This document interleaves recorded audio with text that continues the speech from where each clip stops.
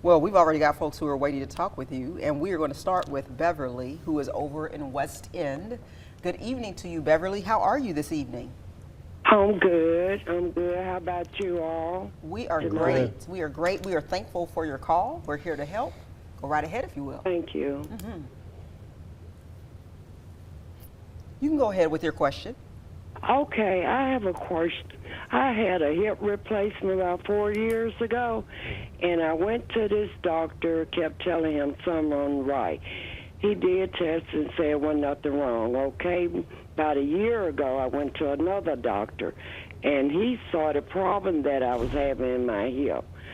So I decided to go ahead and have the second hip replacement a month ago.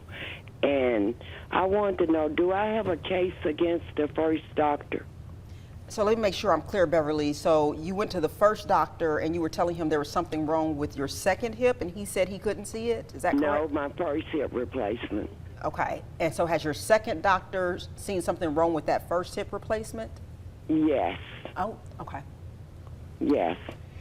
Yeah, so probably not, Beverly, and the reason for that is because I think you said it had been 4 years since the first hip replacement. So that would be when the alleged malpractice, if we're talking about filing something against your doctor who actually, or your surgeon who actually replaced the hip.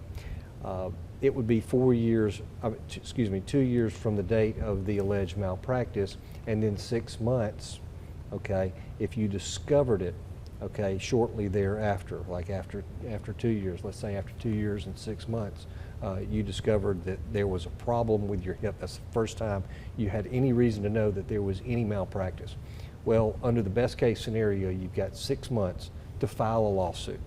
So my guess is, and I've seen this happen a number of times, I've seen your situation a number of times, where somebody, a length of time has gone by and they said, wait a minute, this may have been done improperly. And unfortunately, the laws are very strict with regard to how much time you have after an alleged incident, especially malpractice. But generally, in the state of Alabama, you have 2 years from the date of any event to file something in court. And if you don't, your rights are likely going to be lost forever. Wow. Yeah. Well, Beverly, we obviously hate to hear that because it sounds like it's truly affected your life, but appreciate you calling in, and we wish you the very best with that second hip replacement, and certainly pray that you do not have a similar situation this time around. Certainly wish you a good operation and a speedy recovery. Yeah, Thank you for calling. Thank you for watching.